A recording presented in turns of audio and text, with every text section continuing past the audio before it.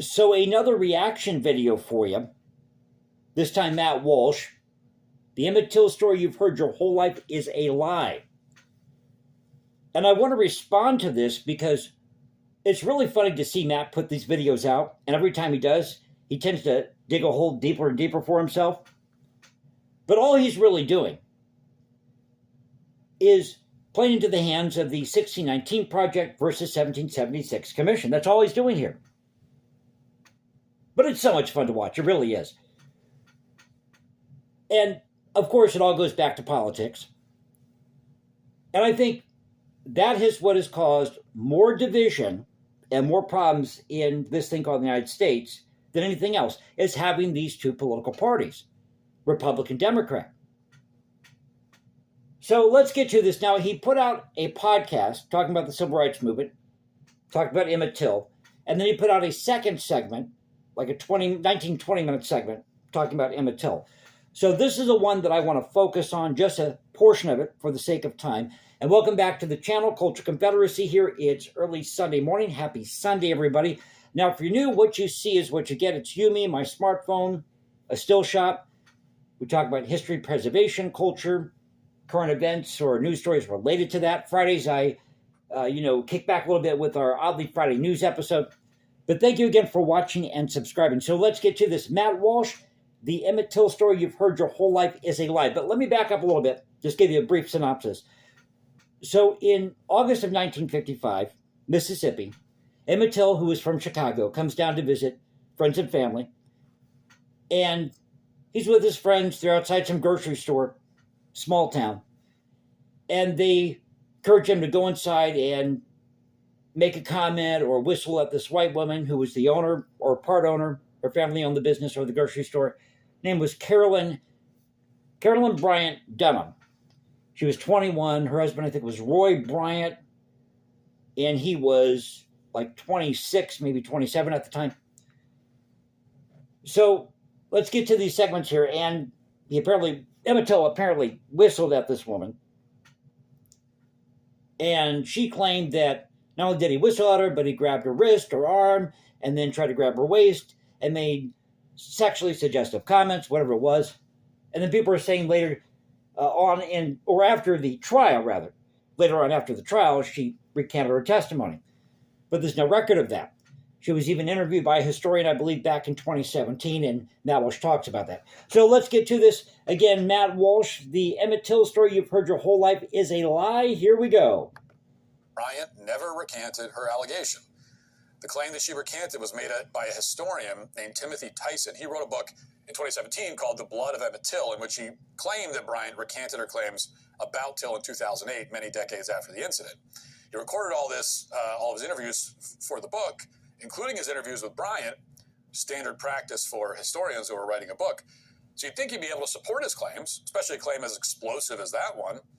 But it turns out that somehow Tyson's transcripts and audio recordings did not capture this bombshell admission. Could it be that he had his own agenda? Derek, I can't even talk today. Could it be he had his own agenda, is what he's trying to say. We do these in one take, so it is what it is. The FBI opened an investigation into Tyson's claim, since it would obviously be relevant to a criminal proceeding, even if the statute of limitations had expired, and they found no support for it whatsoever. This is from the Washington Post. The article is from 2021. Again, probably because the guy had his own agenda. The Department has closed the latest federal investigation into the 1955 lynching of Emmett Till in rural Mississippi. Federal authorities reopened the case 3 years ago after a new book reported that Bryant had denied in an interview that Till had made any advances. In theory, that could have meant she lied in decades-old court proceedings. Justice Department officials said Monday that when the FBI questioned Bryant about these allegations, about these alleged statements to the book's author, she said she did not make them, and the author's interview tape and transcripts do not show her making such statements. The book... I'll tell you what I think happened. I think that she was just trying to get rid of this kid, who probably looked older than he was. She felt uncomfortable. I mean, let's say you're even a white man who goes in and you're making these type of comments and this type of pass, allegedly, at a white woman who's by herself in a grocery store. I'm sure she's going to be very uncomfortable here and want to try to get rid of you. Now, this isn't to excuse what happened with Emmett Till. Should have never happened. They should have given these guys the death sentence, thrown them in jail, locked away the key, let them rot there for the rest of their lives. It was horrible what happened. Should have never happened.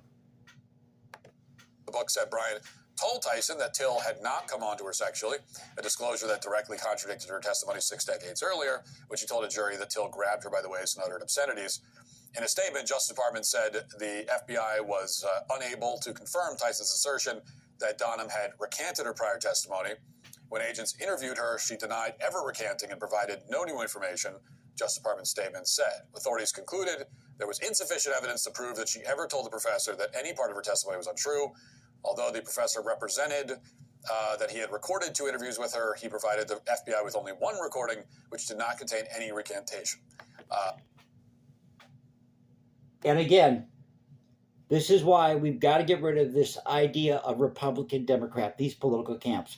Because I can damn well guarantee you, this guy probably was one or the other, and as I said, probably had his own agenda. I wouldn't be surprised by it. A transcript of Tyson's other interview also did not contain the alleged recantation, officials said. Separately, NBC News reported that, quote, but Donham denied to federal investigators that she lied in her testimony, a source of knowledge of the case said, and there were inconsistencies with statements made by Tyson. So to recap, to this day, they're lying to us about what the woman alleged Emmett Till did to her. They're lying by claiming the woman recanted her claim. She didn't. And they're burying a lot of information about the case, about Emmett Till, including the fact that his father was a rapist. And Which is true. His father was executed for that in Europe. If they're telling the truth about any aspect of this particular story.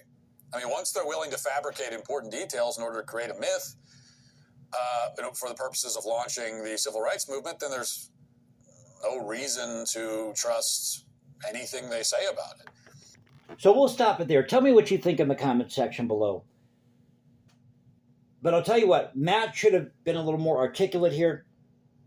Should have said this in the very beginning about the Emmett Till case, that this was a horrific crime. There was no reason for it.